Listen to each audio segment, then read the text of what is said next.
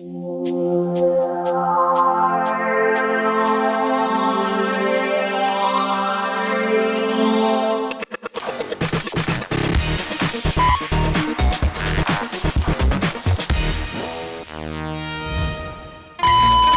of our most important works, I think, is that we come up with maps which actually map how courses are connected, so it's no longer just a litany of courses that are in a catalog you can choose from, but rather is a pathway. And so that if I'm teaching a specific course, I can assume they've had other kinds of courses that can feed into mine.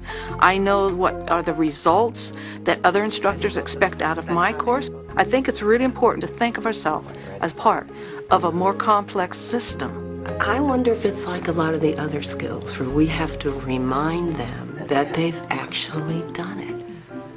So yeah, and I think the reminder, just like that, the measuring with the planimeters. When they said, well, we don't know how to use this, I said, well, you should, because you did it in 2 labs in Kate's class and 1 lab in Joan's class. These full-time faculty members benefit from regular meetings that provide perspective on their curriculum, courses, and program outcomes. How to take all the terminology and use it. Yeah. Discussing problems and trying to overlay skills they're learning in one class into another class is one of the things we've actually been working on heavily in the last couple of years. I think it's useful to let them know that, or to remind them that this is the same thing that you did in intro. This is the same thing. right.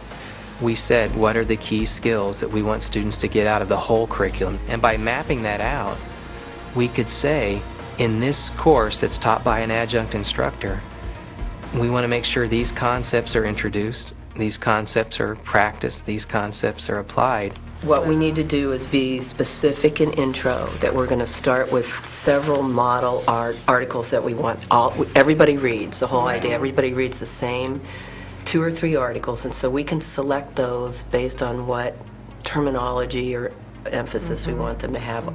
None of us feels like we're doing it by ourselves. Because we communicate so frequently, we can take that communication into our classroom and basically support our student learning by the interface and the inner workings that the faculty have together.